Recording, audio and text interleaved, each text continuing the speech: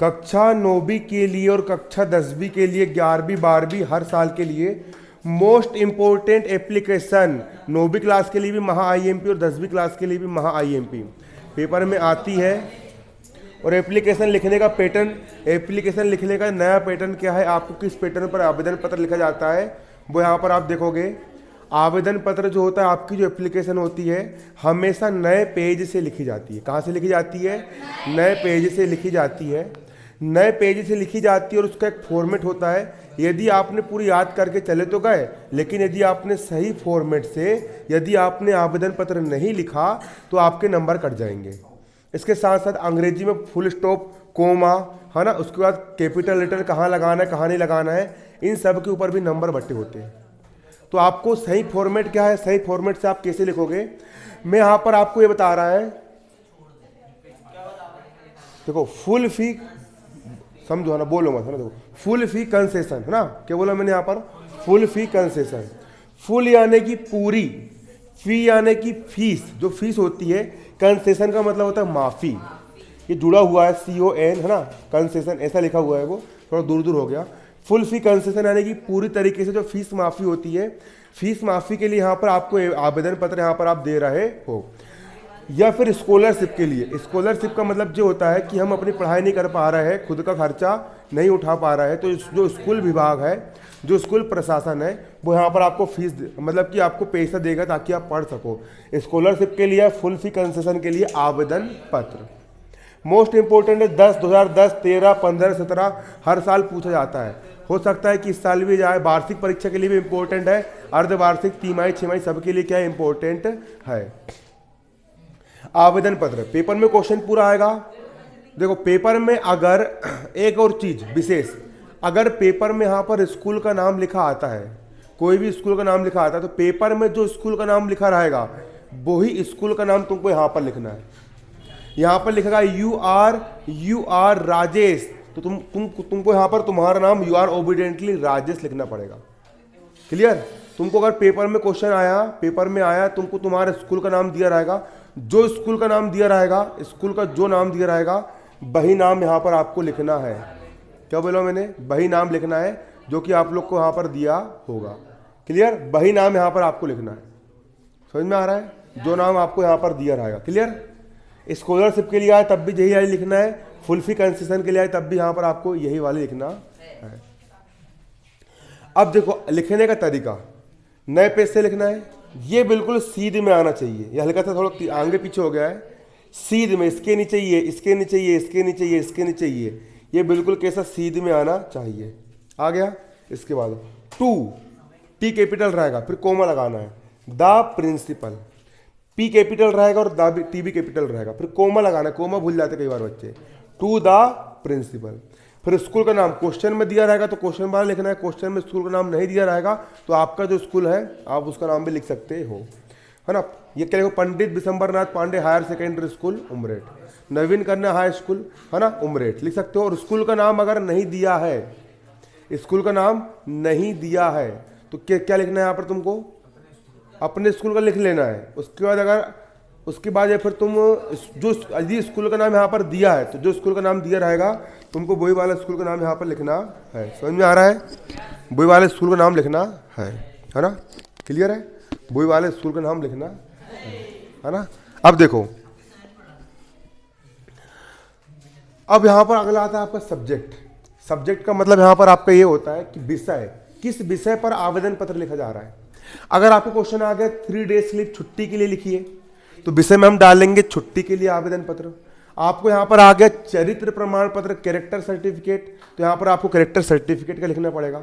अगर यहाँ पर आपको आ गया स्कूल लिविंग सर्टिफिकेट के लिए आ गया, है ना, स्कूल लिविंग सर्टिफिकेट बोलो या ट्रांसफर सर्टिफिकेट बोलो, बात एक ही है।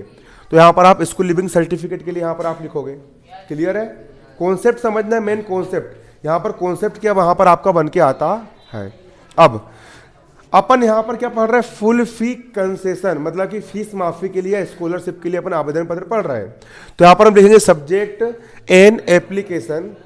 एन एप्लीकेशन यानी कि एक आवेदन पत्र। एन एप्लीकेशन यानी कि एक आवेदन पत्र, रिगार्डिंग यानी के लिए, फुल फी कंसेशन मतलब पूरी तरीके से फीस माफी के लिए। यहाँ पर हम क्या पढ़ रहे हैं, अपना आवेदन पत्र पढ़ रहे हैं रिगार्डिंग फी कंसेशन। क्लियर, फीस माफी के लिए यहाँ पर हम क्या पढ़ रहे हैं, आवेदन पत्र पढ़ रहे हैं। क्लियर है। अब रिस्पेक्टेड सर,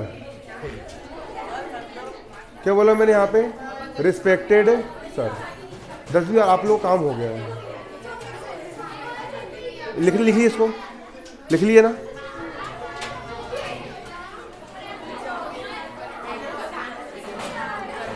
जगह नहीं हो रही होगी यहाँ सामने,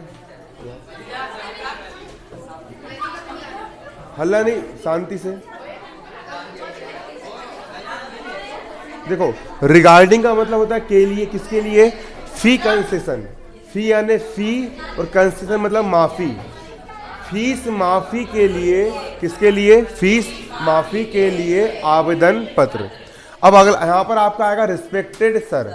रिस्पेक्टेड का मतलब होता है आदरणीय सर यानी महोदय जी। फिर यहाँ पर सिस्टम यही रहना चाहिए, इसके नीचे ही ये आना चाहिए। इसके बाद most humbly and respectfully. Most humbly यानी कि अत्यंत विनम्रता पूर्वक, एंड रिस्पेक्टफुली मतलब कि बहुत ज्यादा आदर के साथ, सम्मान के साथ। क्लियर। देखो एप्लीकेशन कोई सी भी लिखने के लिए आए, आपका यहां 2 से लेकर के यहां स्कूल तक का मैटर पूरा सेम रहेगा। मोस्ट हम्बली है ना, यहां तक पूरा सेम रहेगा। एप्लीकेशन कोई भी लिखने के लिए आए, हर एप्लीकेशन में आपको देखो, और एप्लीकेशन में नंबर कैसे बटे होते हैं, यहां से लेकर के यहां तक का आपका 2 नंबर रहेगा, हो गए 2 नंबर। फिर नीचे का जो लिखने का डेट वगैरह डालने का, इसके 2 नंबर हो जाएंगे यहाँ पर आपके, और 1 नंबर आपका इधर यहाँ तक का लिखने 1 नंबर हो जाएगा। अब बच्चे वाले जो एप्लीकेशन 3 डेज लैब की पूछा उसने, फिर घुमा फिरा के पूछ दिया, तो उसका मेन मटेरियल यहाँ पर हम बीच में लिखते हैं। उसमें मात्र 2 नंबर रहते, कितने नंबर रहते, 2 नंबर, है ना। तो आप उसको मन से भी लिखोगे तो आप मतलब कि एप्लीकेशन अगर नई वाली भी बन के जाती है, ऐसी एप्लीकेशन जाती है जो कि अभी तक आपने याद नहीं किया है, तब भी आप उसमें अंक प्राप्त कर सकते हो। क्या प्राप्त कर सकते हो, अंक प्राप्त कर सकते हो। समझ में आ रहा है ना आप लोग को, ऐसा रहता है।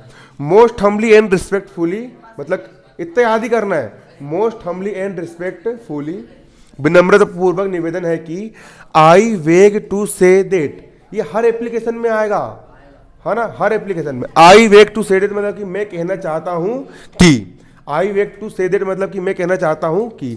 रिवीजन टेस्ट में आई थी एप्लीकेशन, आई थी ना, आई है ना, आई, ये सब में लिखना है। गाइड में नहीं भी दिया है ना, इतना जोड़ सकते हैं, है ना। चाय में जितनी ज़्यादा शक्कर डालोगे उतनी मीठी हो जाएगी। एप्लीकेशन जितनी ज़्यादा बड़ी लिखोगे उतनी अच्छी लगेगी बिल्कुल। और एप्लीकेशन एक ही पेज में खत्म होना चाहिए और एक ही पेज में शुरू होना चाहिए, है ना। आई वेग टू से दैट, मैं कहना चाहता हूं कि। दैट का मतलब यहां पर होता है कि। आई यानी मैं, एम यानी हूं, ए स्टूडेंट ऑफ क्लास। आप 9वीं क्लास के तो यहां पर आप 9 भी लिखोगे 9, और आप 10वीं क्लास को तो यहां पर आप क्या लिखोगे, 10 लिखोगे। क्लियर, क्या लिखोगे, 10 लिखोगे, है ना। आई एम, आई यानी मैं, एम यानी हूं, ए यानी एक, स्टूडेंट यानी विद्यार्थी, ऑफ क्लास 9 या क्लास 10 लिख दिया। यहां पर आपने ऑफ यानी का, ऑफ का मतलब क्या होता है, का, ऑफ यानी होता है का, ऑफ यानी क्या होता है का। यू आर का मतलब होता है आपके स्कूल यानी विद्यालय, आपके स्कूल का विद्यार्थी में हूं। कहाँ का विद्यार्थी हूं, आपके स्कूल का विद्यार्थी हूं। क्लियर है, इतना आप सब लोग को समझ में।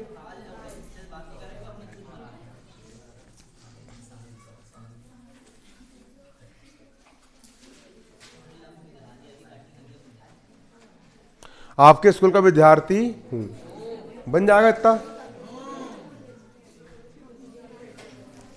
अब देखो, आपके स्कूल का विद्यार्थी हूं। अब इसके बाद, अब यहां तक का जो मैटर रहेगा हर एप्लीकेशन में सेम रहेगा।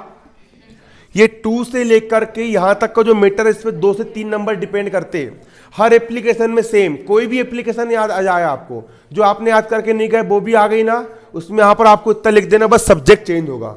और सब्जेक्ट जो रहेगा तो हम क्वेश्चन से देख के लिख देंगे। एन एप्लीकेशन जिसके बारे में इसको भेज दे के हम वही टिप देंगे। 2 नंबर तो हमको फोकट के मिल गए फोकट के नंबर। अब अंदर जो मटेरियल है, समझ रहे हो ना। अब जो क्वेश्चन जिस विषय में बोल रहा है वो बनाते आना चाहिए।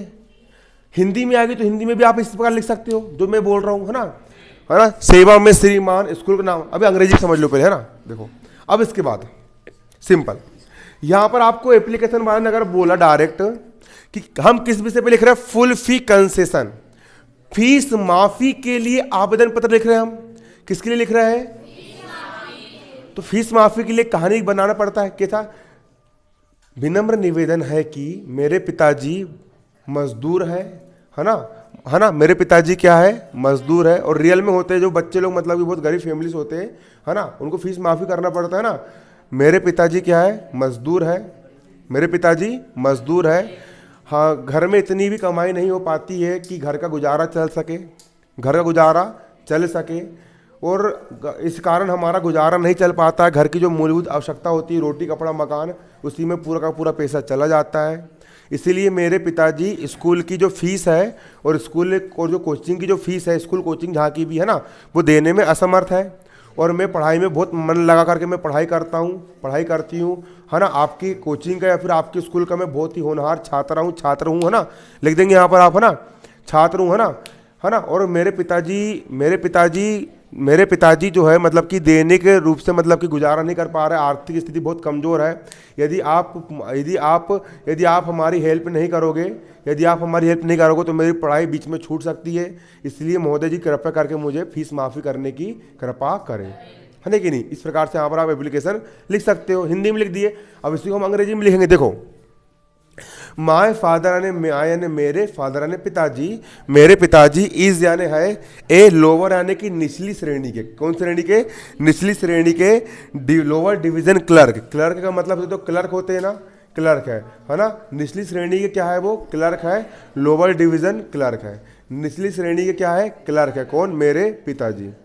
ये सामने इधर ऐसा बैठो, हेलो, सामने मुंडी करके, क्या बोला मैंने, है ना। बोर्ड इधर नहीं है, इधर है ना। लोअर डिवीजन क्लर्क मतलब कि निचली श्रेणी की क्या है? वो क्लर्क है। ही यानी बेहे, इस यानी है अनेबल का मतलब होता है असमर्थ। बेहे क्या है? असमर्थ है। असमर्थ का मतलब होता है सक्षम नहीं है, वो सक्षम नहीं है। ही इज अनेबल, वो सक्षम नहीं है। टू पे, पे का मतलब होता है देने के लिए। पे का मतलब क्या होता है?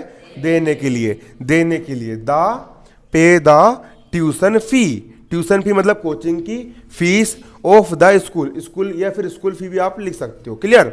आई यानी में, आई हैव यानी आई हैव ऑलवेज मतलब कि मैं हमेशा से ही, बीन यानी हूं, ए यानी एक, गुड यानी बहुत अच्छा विद्यार्थी हूं, मैं हमेशा से क्या हूं? एक अच्छा विद्यार्थी हूं। एंड यानी और, ब्रिलियंट स्टूडेंट, है ना।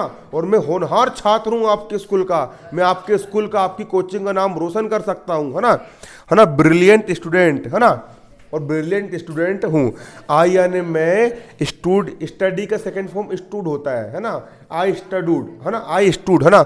आई स्टूड मतलब कि मैं पढ़ता हूं। I stood first in my class last year, last year यानी पिछले साल मैं अपने स्कूल की पढ़ाई में अव्वल आया था, पहला नंबर आया था अपनी क्लास में। क्लियर। मासा भी गदगद, अरे गजब यार, इतना अच्छा विद्यार्थी है ना, इसको तो अपने जेब का पैसे दे दो, बोलेगा मासा, है ना। I had been granted, I had been granted, I यानी मैं, बीन यानी चुका, ग्रांटेड मतलब कि ग्रांटेड चाहता हूं।